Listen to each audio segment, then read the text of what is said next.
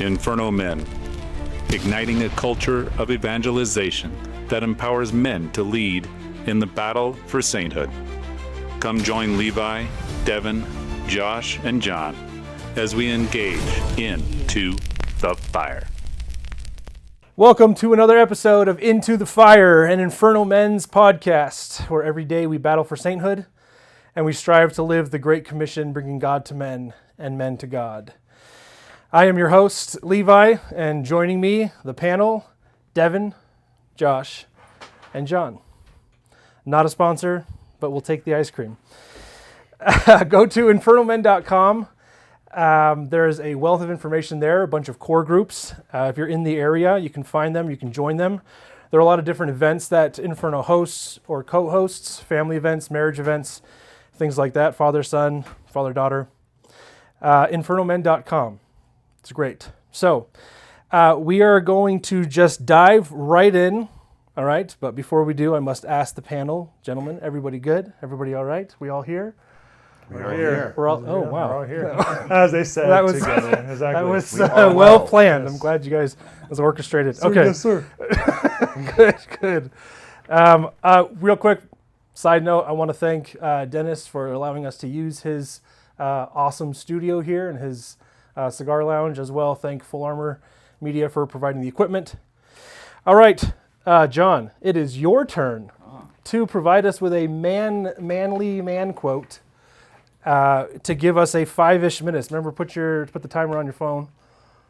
I'll let you guys. Somebody does, yeah. Yeah, because I can't do it, because I can't do more than one thing at a time. Oh, no. Chew gum, walk, tap my head and rub my stomach. 5 minutes or so. Oh my gosh. Okay.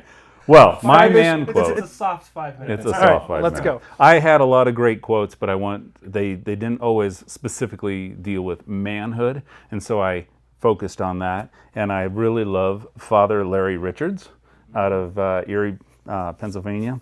Love listening to him. So I have his book called Be a Man, but I actually got this quote from a talk he was doing down in Sydney, Australia. So the quote is, "Men, your job is to be Christ to your family, which means your job is to be the servant of the family. That is how you lead." All right. Right out there, it's all out there. Now, this came just after a conversation about Ephesians 5, which, as we all know, is the one that has so much controversy, where it talks about wives being submissive to your husbands. But right after that, of course, it says, "Men, you should be as Christ and love your wife as Christ loved the church," which means you are willing to die for her. So we talked about a lot about dying for your family and so forth, and maybe not literal death. But I looked at 3 different things. So here's how Jesus enacted this statement about being the servant to his apostles. So first of all, there was servant. Yes, he was providing physical and spiritual needs for his apostles, and as they were all aghast, he washed their feet at the Last Supper. So he was their servant. For us, I think it kind of goes back to the 5 P's we talked about, right? Protector, provider, praiser, persuader, and patient. And so we need to be all of those things for our family.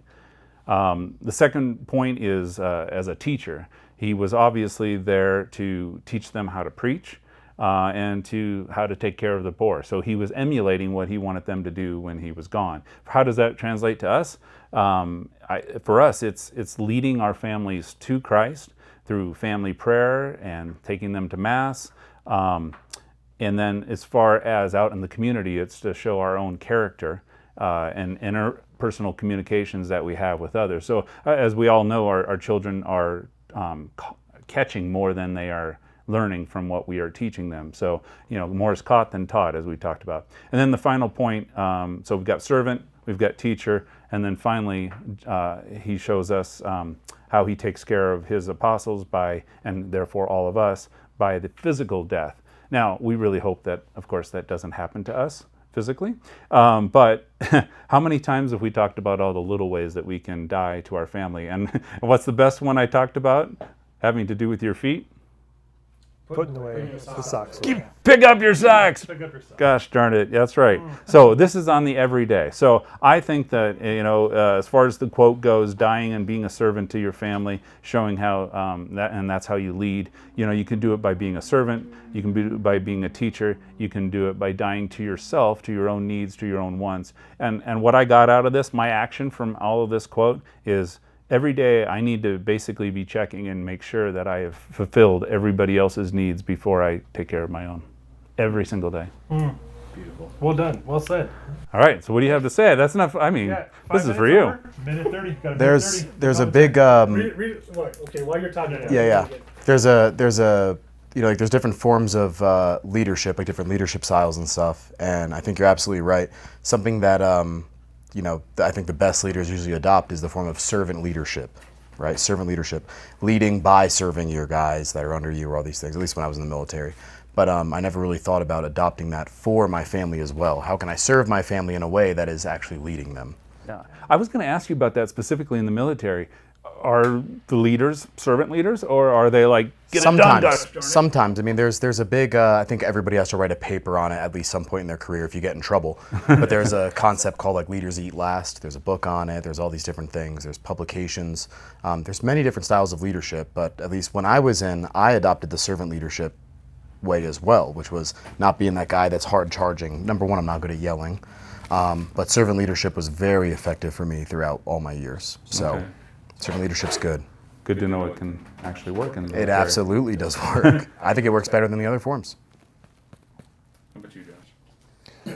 I think with the it's interesting bringing up the servant leadership, because I know for me, in a non-family situation, all the managers I've had have either been good or bad, and it's all based on one thing: how they lead us employees, the employees that are under them. If I have a manager that sits back and makes me do all the work, there's the timer. It's all right. Ish. But anyway, so I'm gonna finish thought. Yeah, I'm gonna finish thought. So the managers that I've had that have worked beside me in whatever it is I'm doing, I have much more respect for them, and I'm much more willing to, I'll take care of that. I'll stay late or whatever it is. The managers that have sat back and are just kind of, you need to make sure to get this done, and then they're doing something else. Whatever, I don't have that respect for them. I imagine it's very similar with our family. If I am sitting back, and if I am not helping the family with the tasks and the chores and things like that, my children see that. Well, Dad's just sitting back. In many ways, I need to give myself to my family. I think there's a little bit of an older ideal that the man, because he's working for the house, he doesn't need to do the extra chores, but I think it goes a long way when you do. So Yeah. That just made me remember the dishes. Right? Yeah. Right. I gotta go home and sit back on the couch. No, so my point, what I wanted to say is, well, first of all, it reminded me of like the whole Julius Caesar aspect, or the Captain Winter and Band of Brothers, where you're out in front of the lines, right? Your men are behind you when battle's in front of you, and that's the way you lead by example, and more is caught than taught. The whole Rachel Cruz thing, but I thought, first of all, with Jesus washing the feet, right? His apostles, and Peter's like, no, you're not going to wash my feet. And Jesus like, yeah, I'm going to wash your feet. And he washes his feet because Jesus, again, leading by example, it's God doing what was the humblest of chores for a servant to do. I mean, they came home and their feet were all dusty from walking in sandals all day, and that's a gross job. But Jesus was doing it. And so in the same way, St. Paul talks about the scandal of the cross, right? So I think there's a scandal of servant leadership where it's you want to keep it far away, and I don't want to. You keep it at arm's distance, arm's length, because I don't want to do it that way. I want to lead so that people will hold me up on a pedestal, right? No, it's not that. It's I'm leading, doing the like Mike Rowe says, doing the dirty jobs that nobody else wants to do, and that's how I lead. So that's just kind of the direction I was thinking. Yes, in the back, Josh. Recognize this. So my daughter, we were talking about, she is having questions from her fellow Protestant friends and at school, and she's wanting how to answer those. And at one point, we're talking about the servant leadership and what have you, and authority of the church, and the way that Jesus, who was all the ultimate authority for our church, what was the last thing he did before he died? as he washed these disciples' feet. To the very end, he was serving to the very last moment. It was incredible. She actually picked that up. I'm like, wow, I never thought about that. That's pretty good. Yeah, Even like at the Last Supper, Jesus, exactly. I know. Taught her distributing the meal as well. Like that's usually a sign of subordinance or humility, right? Like him breaking the bread himself and passing it. Yeah, And the lambs. That's interesting. Yeah, no, that's a good point. Yeah. My big whole point here is just to make sure that we really do stop and think, because we're specifically talking about families. Now, we talked about military, we talked about work, but let's not forget the point of this quote, and it's, you need to be Christ to your family. And it really convicted me when I've been doing research for this quote, is that I don't think I'm selfish, but at the same time, when I stop and I think, well, did I take care of that? Or how much more is my wife doing? Or how much are my kids doing that maybe I could be helping? I need to I need to man up, or I need to Christ up. And I need to Christ up. Christ up. Let's Christ up. We're going to end on that. Okay. Well done. Okay, so this is going to be more of a somber note. We're going to move on here. So at this time, yes, at this time. So on September 10th, Charlie Kirk was assassinated. And I didn't want to, this podcast is primarily apolitical. There might be some crossover and overlap between what we talk about, and there is no entire separation of church and state and all that stuff. But I think it would be appropriate to at least talk about briefly how Charlie Kirk maybe helped us in our lives, or if we didn't know him, that's fine. But specifically the point of him being a man of God, because we all know he was a very, very devout Christian, very strong Christian. That's what motivated everything. And I remember I saw his wife's words, not during the memorial, but before, the first time she spoke in public after the assassination. And she said that Charlie Kirk told her if he ever became president, he would focus on bringing back the nuclear family. And that just struck me so hard, because that we've heard it so many times that the family is what makes the society, and society is what makes the nation great. And so, at least personally, and actually, side note, Luke, our friend, Luke Vercoloni, wrote an article on the website, infernomen.com, on the website there. It's a fantastic read. But I had kind of the same sentiments that he did. Was it lit a fire under me to go forward in the difficult times, no matter how difficult they were, and to have my goals clear in front of me. That's, because Luke talks about starting beast, and he wants to kind of rekindle that fire. And so it's just always having that motivation behind us of your faith. And I think, and I used to watch Charlie Kirk every day. And it was very obvious, very apparent that his faith was the primary thing. And so, he was 31, he was younger than me, and he accomplished way more. And so, it's not even comparable, but it's a stupid comparison, but he accomplished so much. And so it lit that fire. So anyway, go ahead and share if you have something that you want to talk about. I know for me, so I wasn't an avid follower of him. I definitely watched him. My first experience with Charlie Kirk was on, I think it's called Jubilee. I think it's the show where there's one person and then there's 20 college students that surround them. There's a timer, and it's surrounded. Okay, yeah. So surrounded. And my first experience of him was that, because I'd seen little clips here and there of him, and just watching him debate and talk to these very belligerent students. That was what I was find fascinating, is that they would come up and they're not making fun of him. They were saying awful things about his kids and his family, and I was just like, I'm sitting there going, this is not a constructive conversation. He's trying to have a constructive conversation, and he never lost his cool. And then, and just from that point on, whenever I watched because I watched some of his other questions, and that would come up, and again, belligerent students or belligerent people would come up and talk, and he never lost his cool. And he was very genuine. It was just, for me, that was extremely like moving for me to see that he was speaking to the person. He never criticize the person. He was speaking to the person. He would criticize arguments, and he would definitely criticize the person's argument, but never the person themselves. And oftentimes they would fall back on criticizing him. It's like, well, and then he would point it out. See, this is the argument. Proves that you don't have much to say when you have to attack your Yeah. person. It's true. The ad hominem attacks doesn't make sense. I didn't really watch him much. I just saw a few. Shortly, actually, starting in the summer, I saw a few of his clips. But the biggest thing I think that we're going to miss, and hopefully this will actually spur it further, is that dialogue on campus. So I hope there will Very be open. more groups. More groups. I don't care if they're conservative. I don't care if they're liberal. More groups having dialogue. I really would. My hope daughter that who happens. didn't really know a lot about him, but except what I've showed her, and she came to me today. She goes, "Dad, there's no Turning Point USA chapter at our school." I'm like, "Oh, okay. Nice. So what are you gonna do?" "Oh, I don't know. I wonder if I should start one." I'm like, maybe you should. That's a whole career path in and of itself. Yeah. But We just need more men in the world like Charlie Kirk. Yeah. That's for For sure. me, I think the first time I was ever exposed to Charlie Kirk was probably, how long's Turning Point been around? Like 10 years maybe? I remember- he was like 18 or 19 when he founded yeah. it. So yeah, so I mean, I It took remember about 3 seeing years to some, build yeah. it, so. remember seeing some stuff online years ago. This was, I was already in the military, but this was like well before like my first deployment. And I think Charlie Kirk probably planted a big seed in me that had to do with like faith first. At the time, I felt like I couldn't understand like anything with,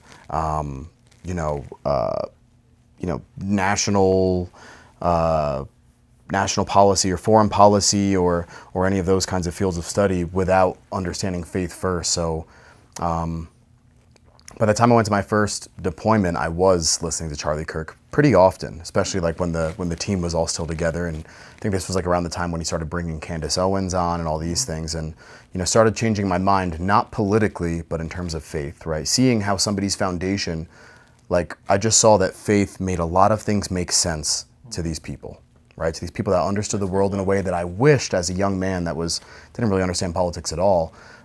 Faith kind of came first. So yeah, Charlie Kirk will be missed. I never watched him like religiously, Right, but yeah, exactly. I didn't watch him all the time, but I've always, anytime there's a Charlie Kirk clip, I like to watch Oh, it. yeah. I loved It's his great. way of dialogue. I think he calmed me down in terms of how I used to debate things as well, just because it was that. Well, it was fascinating his ability to argue both for religion and argue for politics At the same time, Yeah. while keeping Yes. like, yeah. Keeping That's, them yeah, it was separate. it No, was he a master it at was incredible. Matt Walsh says he was the best Yeah. of his generation, which I Yeah. believe Yeah. is very true. I believe so as well. Okay, well anyway, he's still on the on YouTube and internet, so yeah, and he will be forever. Okay, all right, excellent, gentlemen. We are starting a new, I call it virtue series, a new series of topics. My goal is to go through all 7 of the main ones, so 4 cardinal, 3 theological. I wanted to start with the cardinal virtues, and I wanted to start with prudence specifically. So, But Levi, what's prudence? Please tell us. what do you mean? That's what we're talking about. Tell the people. Tell the people. What prudence? But first, before you have a debate, you have to have your terms clear. So, I think we need to first talk about what is a virtue. That's what I think. I don't know what you guys think, but that's what I think, and that's what we're going to do. So, all right. I think it's a habitual and firm disposition to do the good. Oh, is it? Wow. No, that's I bet the catechism would agree with you. But are all virtues good? If we're not taking the catechism's definition, are all virtues think- inherently Well, good? what do you 1803. understand by virtue? I think Catechism 1803. I think when I think of a virtue, right? Obviously, like we understand like the catechism's definition, but if we're applying this like universally, I think that a virtue is something that either a person or a society adopts and maintains without fault or wavering throughout their lifetime. I think. What do you mean society adopts? Well, we might be getting off Well, into there's a different tangent virtues. already. Well, there's different virtues that are adopted in other societies that aren't necessarily similar to our own. Like if we think about Western society, there's virtues in other cultures as well that they adopt and they hold to no matter what. From That's like, why we have to a define fault. virtue, and that's why we have to define virtue. Yeah, of course. Yes, exactly. So, well, I mean, the catechism. I mean, where we get all of our wealth of Catholic information from the Merriam-Webster Yeah, dictionary. well, our virtue. So Yes. Our definition. Yes. exactly. Which I agree I with, mean, obviously. everything. There were like 7 definitions of virtue in the dictionary. In a secular dictionary, and it was all something of disposition towards good, a habit of doing something well, or always seeking the good, and it was always having to do with the good, right? So then I decided that Merriam-Webster wasn't enough Catholic for me, so I went to the Catechism of the Catholic Church, where I thought was might be better. And so, like Josh said, prophetically, a virtue is a habitual and firm disposition to do the good.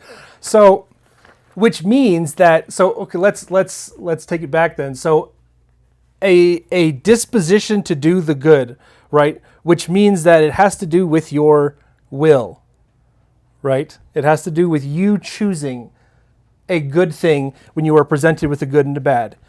And so the habitual and firm disposition towards that, always the good thing. So of course we have the free will and we can choose the bad and good. But the virtue specifically is always, not sometimes, always choosing to do the good. So if you're a basketball player and you sometimes make a three-pointer, you're not a good basketball player.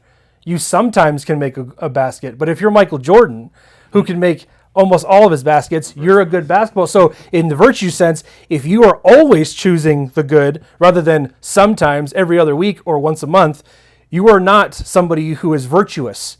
The virtuous person chooses with his will and intellect every day to do the good thing. And then we'll see how, yes, and that's specifically what it is. It's a superlative. It's not a sometimes if. I want to point out something that I found out. That's not a thing. I want to point out something that I found out when I did this study, and you probably saw it as well. VIR, ver, is a Latin root, right, for man. So it's a Latin root for man. So I thought, wow, we're going back to the idea that man is good. That was the Greek point of view. Man is the man and manliness. It became from ver, which means man, then it became virtus, which means manliness or moral excellence. And then it got, it was always used as the highest ideal. It was used to be at the highest calling. But it was just kind of a supposition or an expectation that everybody would be going for this highest ideal. And I think it's just a statement on how we've changed over the centuries, where this used to be the top, the most sought after point of view. And so I was kind of continued to look through history, and one thing I thought was really cool is, did you know that Benjamin Franklin actually took on this challenge to himself when he was 20 years old? Did you read about that? Yes. So when he was 20 years old, he came up with a list of 13 virtues. And his whole, 20 years old. He was just starting the whole printing. He had learned it in Europe. He was coming back. All I know is that it said that he made this his goal. He never succeeded completely in this goal, but everything that he did was to be for moral excellence. And I thought, wow, how would it be if our young men now took on the idea of being virtuous and going with some list of moral expectations? We would live in. It's just slip because we're Our 20-year-olds. gosh darn it, we're doing lazy it. as hell. Because that, And but it would be so awesome. So anyway, I just wanted to point out that Benjamin Franklin did it. If he did it, gosh darn it, here we go, 200 plus years later, Well, maybe we can get a resurgence of that as well. His way too, if you ever read his autobiography, he has his sketch, his format that he would have every single day. And it's very easily applicable for anybody despite what their beliefs are, any of these things. He made it very broad as well, because he was a young guy himself that didn't really understand the world. I actually think he started his schedule on virtues prior to him leaving for Europe. Okay. So he was very young. He was very There young. are things like George Washington did the same. silence. Yeah. Not speaking ill of anybody. That's right. Yeah, we do that pretty badly nowadays. Humility, right? There's a list of 13, and some of them are the ones we're going to go through. Prudence/wisdom was another one of that. His first thing that he did every single day, because he came up with his virtues, and then he translated it into what his daily schedule would be based on these virtues. And his first one was giving thanks to a greater goodness, because obviously he was a deist, right? So, but that's very interesting. can you imagine? He's very smart. Everybody should read his did something like autobiography. that? It's phenomenal. All the great thinkers that we have, Yeah, the great thinkers that we we do, have we nowadays. do. If that's what was their motivation, or everything was kind of in that light. Personal excellence. Well, it reminds me, yes, and it reminds me, like you said, Benjamin Franklin had prudence and wisdom, but going through, kind of just doing some reading about the virtues, specifically cardinal virtues. This was something that even back in Aristotle and Plato, right. They knew that specifically the cardinal virtues were the way that a moral man or a good man lives or needed to live if he wanted to be good. I mean, even back then, these guys who, that they weren't completely focused on like we're trying to be, just like the religious aspect. They were just thinking on very human terms. What does a man need to do to be good? And they came up with these. I mean, St. Thomas Aquinas based his right reason in action, which is his definition of prudence. He based that off of Aristotle. He got that from Aristotle. And so there's something inside of us that we want to be good. Man is naturally good. And why aren't we anymore? Or we are. There are some good, right? But let's face it. I think personally that we just have too many distractions. There are so many things vying for our time that we don't take the time to be silent. We don't take the time to think. I mean, yes, some people have the ability to truly put themselves in silence and come up with these great thoughts and great technology, for instance, and things, because you have to have time to think in order to do that, right? Our young men today, they just don't take that time. You can't have a virtuous society if society has a skewed view of what is good. If there's no consensus of what is good, what is objective good from like a philosophical sense, then people don't really know what good decisions are. I think in the modern day, our issue that we're kind of dealing with, that throughout other periods of society we've had this as well, where subjectivity, the individual's definition by their own right, is what they determine to be good. So therefore, there's no universal application because there's no data. I can come up with a new idea. Well, exactly, right. it's relativism, they have nothing transhumanism, to compare all these. to base it off of. Exactly. I think I that's am a big issue. yeah. We don't know what good is Buck stops anymore. with me is what People they don't know say. what is good anymore. We've lost so much of that. Yes. What a downer. Think about, now, what are we going to do about it? Hold on. But the so the four cardinal virtues are specifically, they're human virtues, right? Because there's theological virtues, faith, hope, and love, and then the four cardinal are human virtues, aka moral virtues. And it was interesting because as I was reading, prudence can be an intellectual virtue or it can be a moral virtue. It's sometimes both.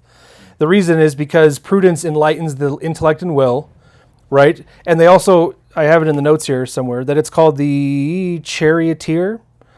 Is that what it's called? The audiga virtutum, the charioteer of the virtues, meaning that it is the virtue that steers all the other virtues in the right direction. Because let's just jump ahead, now diving head first.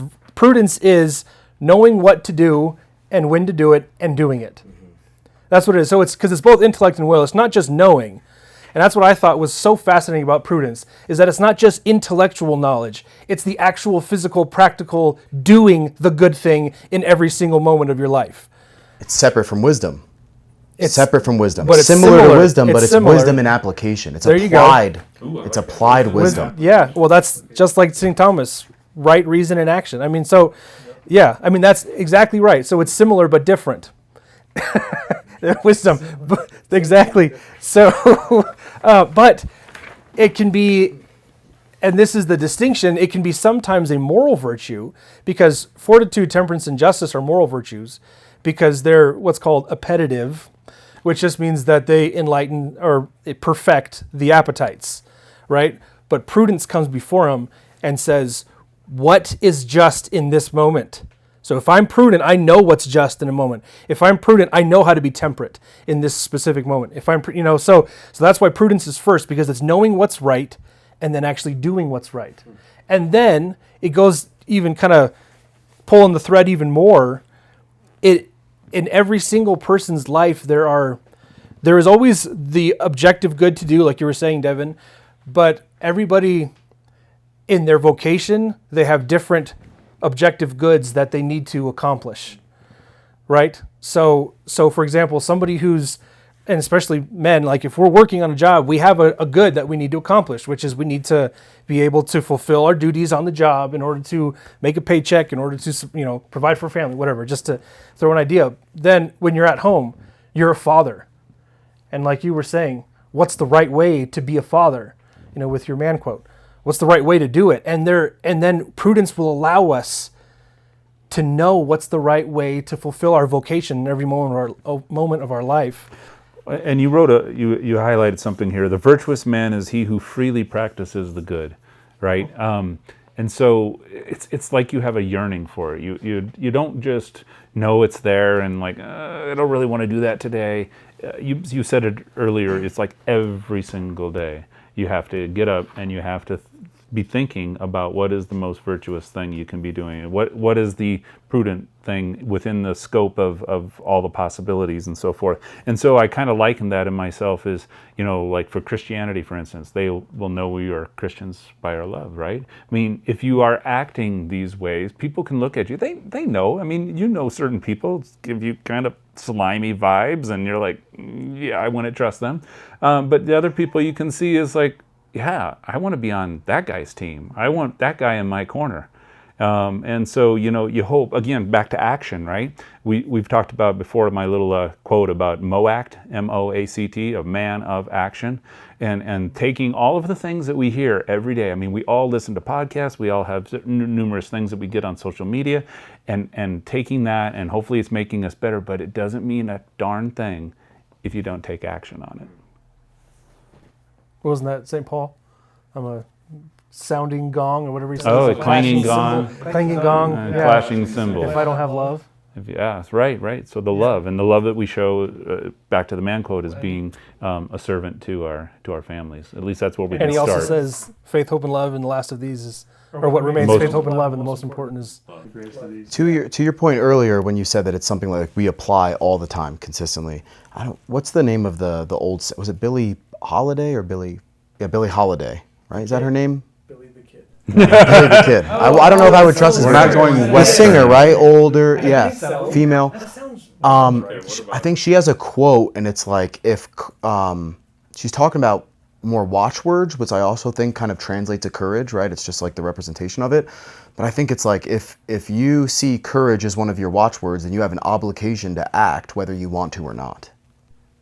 Oh, I remember you mentioned this before. Did I? No, I- well, I think about that all the specific time. point. You mentioned the singer before, and we had the Okay. same problem, so no improvement. I have not. Do our research, people. No, but I didn't know that quote. I've never Yeah, heard that it's- quote, but that's Say it great. again.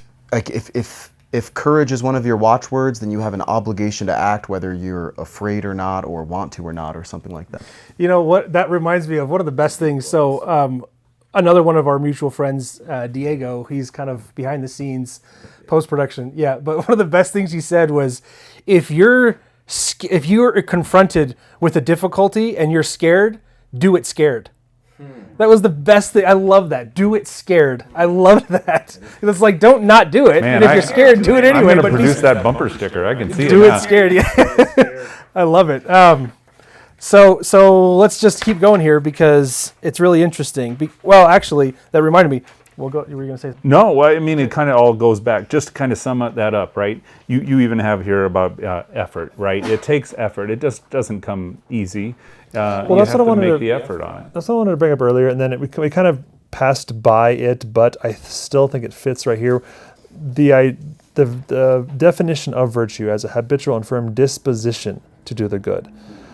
It's a disposition. It's not the virtue itself, and acting upon the moments that would bring us virtue. It's a disposition. It's not something that we will always do. So when you said, I think you said that the virtuous man always acts virtuously. I think John said that. But anyway, Okay. go ahead. So, but the point being is that when somebody is virtuous, they will have that natural disposition. So, like you said, the two will come. The two choices will come, and it's easier to choose the vice, in the sense, is the opposite of virtue, instead of the virtue. But the disposition, if we have created if we have built up that virtue in us, that natural disposition is for us going to be, well, I'm going to go this direction. I'm going to choose that. But that's not always the case, and we can't always do that. So I can't remember what it is exactly you said, but it was along the lines of, well, then you can never be virtuous unless you're always choosing the virtue. I don't know if I agree with that. That I did say. No, I was giving the example of a truly virtuous man is a man who is always acting habitually virtuous. But correct. You can be. No, okay. So I know where you're going. I know where you're going with this. Yes. But so you can be heading towards a virtuous life. But I was talking about the superlative virtuous man, which we will never be, right? Okay. But Thank you for the clarification, because whereas- I'm looking at going, well, I'm never No, going to be a you're virtuous right. person the rest of my life. Well, So- you're a lost think the cause. human It's effort fine. Exactly. I think the human effort portion just means that there's intention is like the seed of it, and then through those intentions we train ourselves to make a habit, right? Habitually Right, but virtuous, that's what I'm saying. which will grow in our disposition, right? But Our that's habits the affect our disposition. The word disposition, for me, as a semi-virtuous man, the word disposition is very encouraging because, I need to at least get myself to the point where I will know which route to take. I will know which choice to make. The disposition is the. Well, that's when it the becomes a of- habit, right? That's what I'm saying. Yeah, because I won't always choose that. Right.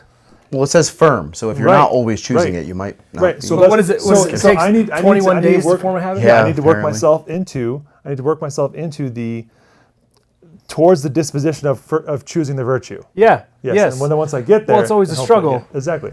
Sorry. I guess it was implied that we will never make it there, but No, I it don't wasn't. know. That's the problem. It wasn't. Okay. implied. Well, that was like, my. Okay. So that makes I sense. felt very sad. I was about to leave, and I Well- was discouraged. I don't know why it's not here, but there was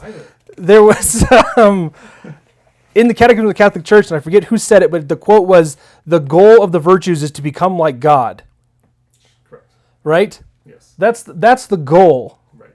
We won't make it there here on this earth. We won't make it there here on this earth. Right? But that's what we're striving towards, and I think that's the point you're making is Exactly. you have because I'll just give a personal example. So I was going to confession the other day, and I'll post a link of my. I was going to say, it's about time. No, You don't have to tell us what you my said, sin but was Proclaim it on the steps of the church. my sin was I'm too holy, Father. So Oh. Now you have I to go always have again. the disposition. Now the you have to go disposition is again. always there. asked me. Wow.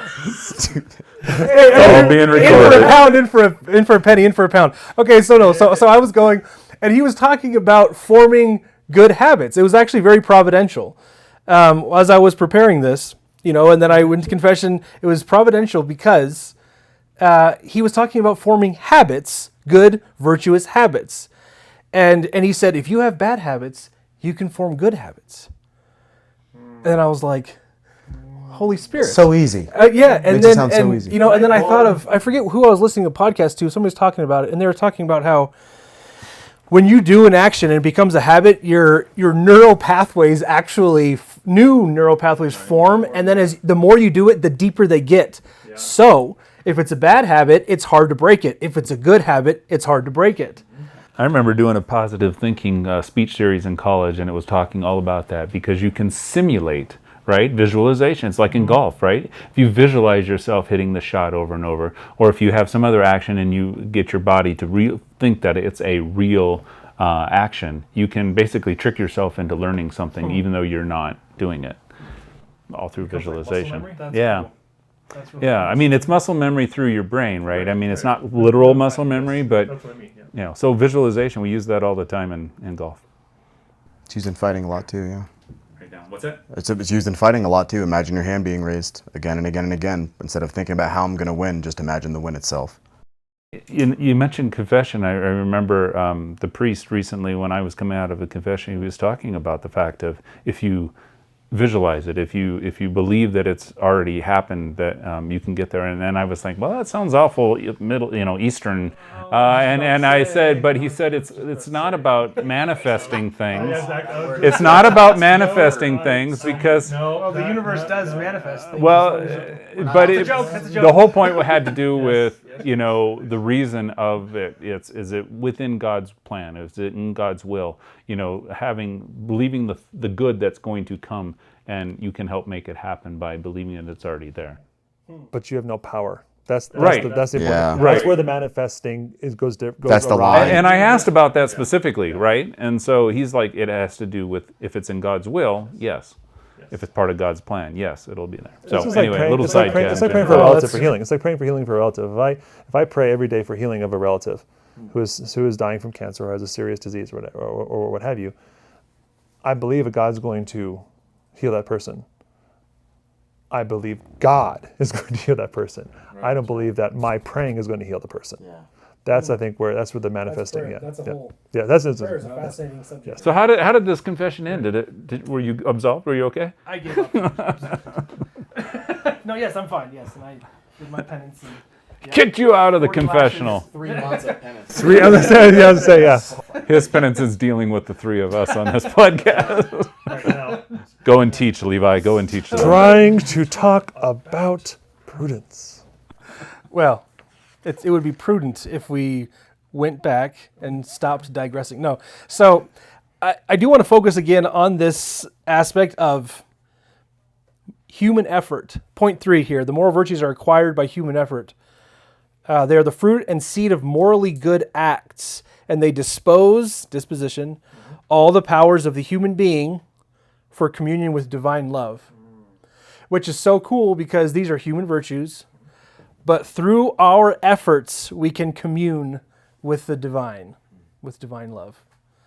So, you know, because obviously we need God's grace, right, to live. It's kind of both end. But in these specifically, the 4 cardinal or the moral virtues, there's a big emphasis on our effort because it's so darn hard to do it every single time. You know, that's the St. Paul. I find myself doing what I don't want to do and not doing what I want to do. So anyway, so that's the whole human effort aspect. I don't know if you guys have any comments on that, but it's just the day in, day out struggle. Jordan Peterson says that life is suffering. Why would it be otherwise? And so I think that that's how we have to think of the virtues. Virtues are hard. Why would it be otherwise? That's why Catholics have the idea, and the saints have the idea of uniting our suffering to Christ. So that it makes our suffering worthy of something. It makes our suffering actually beneficial to humanity, to ourselves, what have you. It's suffering is how we now live due to the fall of Adam and Eve at the very beginning. the church suffering. I think suffering is a good measure of growth. It can be if you use it properly. You guys ever hear the phrase, be comfortable being uncomfortable? Yeah. Yeah. That's a process. It's a whole process. Who said suffer? You said suffer well? Or? I don't know. No, that was Diego. No, it was... I'm gonna sound really smart here. Dr. Larry Arnn in the memorial for Charlie Kirk was talking to that to Charlie Kirk specifically about that when he was getting these little degrees or these little passing little courses from Hillsdale, and how he kept saying how he said Charlie would ask him, how do I do this, and he goes, you have to suffer. And then he'd finish going to another course. How do you do this one? Well, you have to suffer. So it's just the idea being that you can't just get something. You can't just gain something. The habit, it takes human effort. The dispositions take human effort. You can't just go to my room and go, okay, well, I now have the disposition to be prudent at all times. It doesn't work like that. It's not just a doesn't work decision. like that. It's No. growth. Hardship Right. is growth. Right. Well, it's the cliche, anything worth doing is hard. It's choosing the virtue of prudence and creating the neural pathways. I just love the choosing part, because it's there was a book I read, I forget what it was called, but it was about this lady who was basically saying like create positive thoughts in your mind and you'll be able to overcome negativity and depression and pessimism. And then it was an amazing book, but she's basically saying like, and she took it so far to where if you form these new neural pathways with positivity, you can actually overcome physical ailments. This is true. This It is was such a absolutely fascinating true. Norman Vincent Peale, The Anatomy of an Illness. That's kind of the thing. book. Yeah, That's not well, what I read, but that's that's one of them I did in college. So that's the whole idea of Isn't that people the getting cured from stories? cancer Yeah, and other that's things just because of their positive attitude. by having that attitude. And they thought it was a bit quacky, right? And it sounds quacky to some degree, but there was plenty of studies done through that book and presented in that book that showed that it really did make a difference. Yeah, that's counterculture today. But I agree with that. I mean, I have, there is. well, not for today, obviously, but I have a personal experience that is absolutely 100% that is true. I have to tell you a Absolutely. funny story, though. I told my wife, so I'm from Montana and my wife is from South America. And so I took her up skiing when we both were going to college in Missoula. And I took her up to the top of the mountain. I said, don't worry about it, honey. It's going to be great. You can think, you'll think about how it's going to go. This is my young college mind, right? We get to the top of the mountain and she doesn't like cold weather because she's a beach girl from South America. And so, she's up there on the top of the mountain and it's blowing like crazy. And I'm like, it's okay, honey, just experience the wind, embrace the cold. And she was, oh yeah, I won't tell you what she said, but it was, she was not very happy with me. But here we are 31 years later that she still reminds me of that point, because it was, anytime I'm cold or complain about it, she said, experience, John, embrace it. So. I did, but that was funny. But yeah, that's when I was learning all these things in college for this positive thinking speech theories I was doing, and so I was being all cool about it, and no, it doesn't really work. But anyway, it is real. Yeah. No. So, all right. So let's dive a little bit deep into prudence itself. Now that we've thoroughly exhausted what a virtue is, prudence, 1806, Catechism, Catholic Church. Prudence is the virtue that disposes practical reason to discern a true good in every circumstance and to choose the right means of achieving it. So there's intellect and will right there. And then there are a bunch of quotes from Proverbs, Peter, St. Thomas Aquinas, the Summa. But this is the last point, and then we'll move on to Josh's real life experience. And the last point I want to talk about is the contrast between prudence and what the Catechism says: timidity, fear, duplicity, and dissimulation. So what's the difference between prudence and timidity? Because a lot of people, because nowadays, this was a prudent business decision, or it would be imprudent to go this way or to invest in this or whatever. And that's what people think. Like they relate prudence with, and that's how I talk, to my 2-year-old. So, but was it George W. or not George W. but George Bush that used to say, "Wouldn't be prudent at this juncture." Yes. Yep. That's what I'm saying. So people they've watered down what prudence actually means, and they relate it to these just kind of pragmatic, worldly things. But in reality, not only is it a virtue, but it is the virtue, human virtue, that helps us choose right and wrong in our daily life, that can enlighten everything else.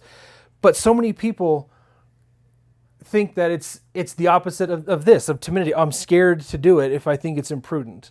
Or I'm afraid, because Josh and my mom would always say, if you have fear, it's not from God, right? So then the opposite is if you are prudent, if you have wisdom, courage, fortitude.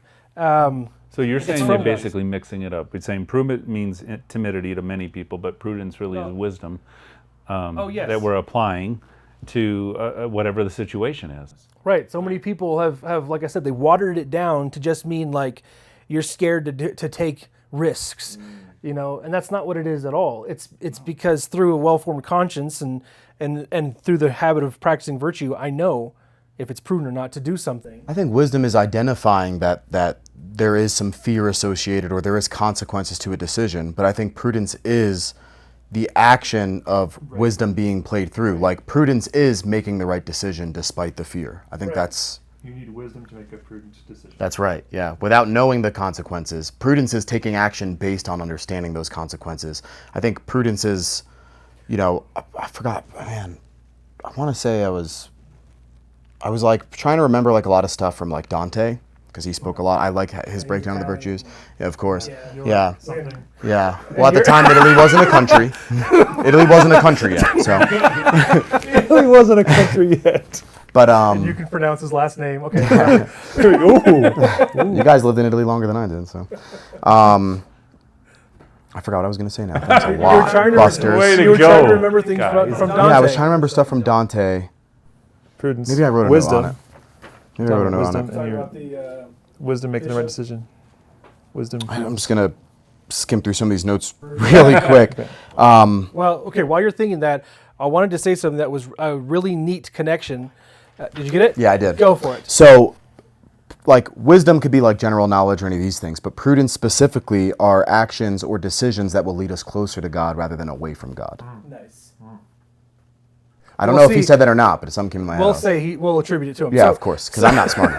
So, piggybacking off of that, I think when I thought of prudence, I didn't think that it was the action. I always thought prudence was just knowing what was right and wrong. No. Prudence is the doing the right and avoiding the evil. super cool. But Wisdom. The disposition itself. Wisdom Yeah. is the Well, wisdom- wisdom is knowing. Similar but Prudence is different. the action. Yeah.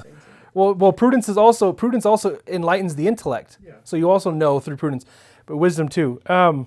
But the cool connection I made was that in prudence, right? It's through the habitual and firm disposition towards choosing the right against the wrong. We're supposed to know what's right and we're supposed to know what's wrong. Sometimes we don't. So we need help, exterior help, right? And that's counsel, and that's a gift of the Holy Spirit. And I was watching a video about prudence when I was doing all this, and it was a priest. He was I forget what he was, Dominican, and he mentioned that. He said sometimes we need to practice, or we need somebody else, or we need to have the gift of the Holy Spirit of counsel from somebody else in order to help us make a decision if we don't know it. And that's humility, and that's docility.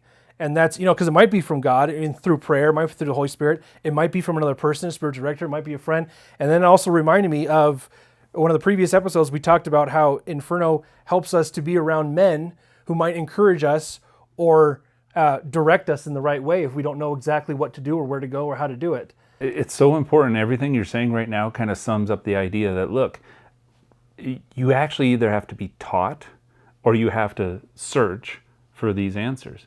I mean, just your average person that's out there, your average man that's out there, if they don't take action to pursue knowledge, then this is all lost on them. I mean, what good is it? So it's like a call to action to everybody that's listening to this podcast to say, hello, we're talking to you. Yeah, you on the couch there, or you in front of your computer there. What have you done today to pursue excellence, to pursue these virtues? If your dad didn't teach you, if your uncle didn't teach you, your grandfather, if your priest, if you didn't make a connection with your priest, if you didn't listen in RE Sunday school, dude, you got some work to do. Man up, Christ up, and get off your butt.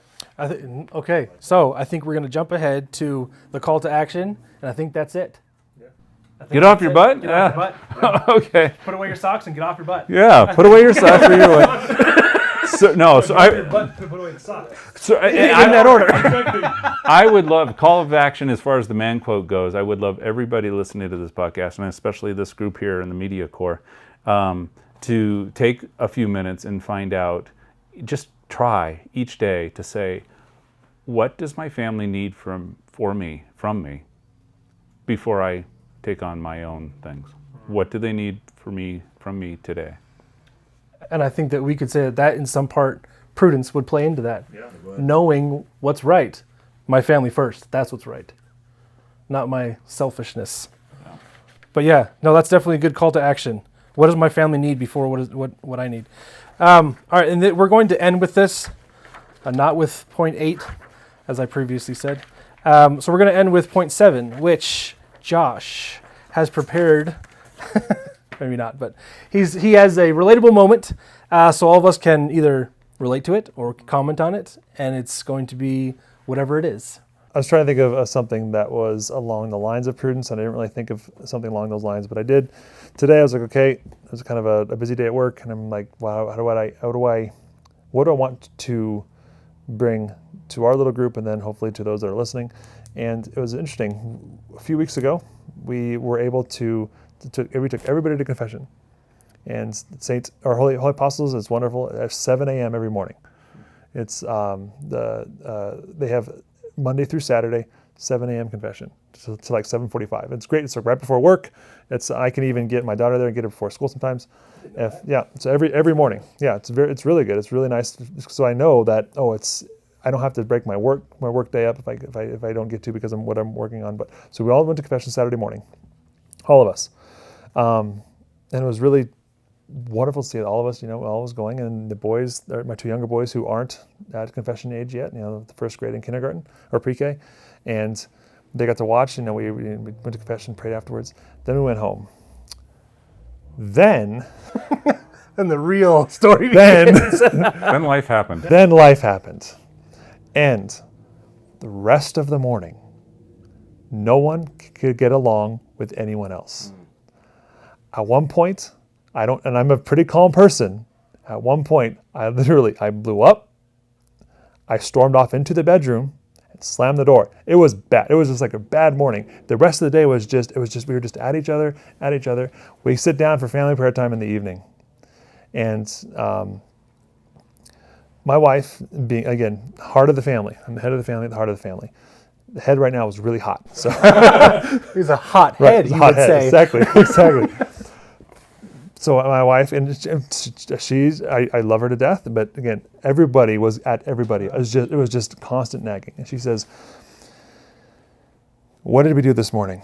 We all went to confession. Right now, it feels like none of us went to confession, or we have to go again. That's what she said. Yeah, this is what she said. Yeah, so it feels like all of us, we had an awful day. Satan does not like it when the family tries to be holy. Satan does not like it. That was my first thought. Yeah. See, and it took me, again, hot-headed me still. I was still just, but I just stopped and went, oh, that makes a lot of sense. That makes a lot of sense. Because originally it was going to be just a couple of us. I'm like, no, let's just all go. Let's all get up on a Saturday morning at 6:30 to get there by 7. We could be sleeping in. I took the role of the head of the house and I said, okay, let's all go to confession. And we did. And Satan was like, oh, you think you're going to have such a beautiful day. You think you're going to have such a great day. And sure enough, we just let ourselves fall into that. And it was one of those very humbling moments, which is why I love the sacrament of confession, because it takes humility to walk into this room with this other man, tell him the worst things you've done, and believe and know that you have been forgiven of those things. Mm-hmm. It's humility. This is why our Protestant brethren, when they say, well, you don't need to do confession. Well, yes, you do. It's a conscious step. We had to suffer by getting up early. We had to suffer by getting everybody dressed, including the 3-year-old or the 4-year-old and the 6-year-old.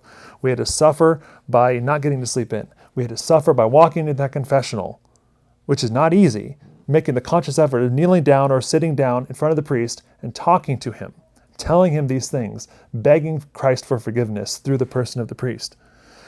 There are these steps that take place to show God that you are truly remorseful and repentant.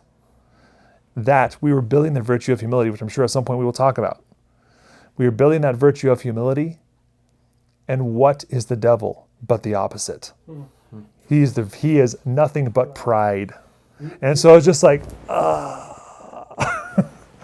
So at the end of the day, it was a fascinating thing. It's like, wow, we were all humble enough, and then Satan's like, oh, I don't like that. So the one point I want to say about that is the first word that came to my head was he was afraid Yes. of a holy family. Yeah. Not only was Yep. hell no, he was like, oh crap. Exactly. He was like dang it. Yeah. Like, oh crap, this family's making a conscious effort to get up early on a Saturday, no less. Yeah, we got to put a stop to that. Yeah. Yeah. And he was worried, if that's, whatever, attribute fear, he was scared of that. And then so he was like, hey, we need Fred and Frank and John, drop what you're doing, go to the Duros. It was, and unfortunately, the family did deteriorate. But I'm hoping next time when I do something like that, I'll be like, okay, remember what happened last time? Yeah. Get your armor on. It's going to start as soon as we leave. Yeah. It went through a hardship. Well, there was a lesson learned. Yes. They went through a suffering. And like a you learning said, experience. It can be something you use next time to say, guys, we're all in this together. Let's go fight the devil. Come on. Yep. That's awesome. What an experience. Yeah, it was incredible. And it was funny because it was, again, I was not thinking straight. I mean, and we sat down for family prayer time because that's what we do every night. I don't care what you're doing. You stop, you come upstairs, everybody comes to the couch. We do our chaplet, we do our prayers before bed. And Patty said, no, before we start, I'm like, oh. I'm just like, yes. Her wealth. It makes so much sense. Yeah. Her worth is more than rubies. Yeah. Oh. Yep. Well said. Yep. It was that, again, that heart of the family. Yes, I'm the head, I'm the leader of the family, but the heart of the family saw to the very core what the issue was. Purpose to your Yeah, leadership. it was incredible. It was just like, oh. The spiritual battle is real. It's not Yes, it is. the devil's real. Yes, it is. God is realer. More powerful. God's the realist. Superlative.